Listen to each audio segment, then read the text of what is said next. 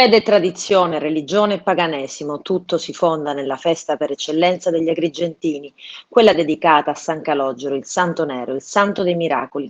Una festa di popolo, un atto di amore, quello degli Agrigentini nei confronti del santo che salvò la città dalla peste. Un omaggio, una devozione che non conosce limiti ed età. Domani 7 luglio, prima domenica del mese, il via ufficiale alle 5 del mattino con l'apertura del santuario.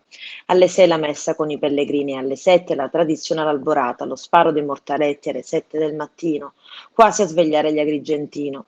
Poi messe a ripetizione. A quella delle 9 sarà presente il cardinale Don Franco Montenegro e il coro Magnificat. A mezzogiorno, come vuole la tradizione, nella prima domenica della festa, l'uscita del simulacro portato poi a spalla per la processione diurna che si snoda per la salita Porcello, Santo Spirito, toccando il cuore del centro storico cittadino, quello maggiormente più legato al Santo Nero, per concludersi all'Addolorata. Poi la sistemazione del Fercolo del Santo e alle 21 la solenne processione serale dall'Addolorata al Viale della Vittoria. Alle 23 i giochi pirotecnici ed il rientro del simulacro del Santo.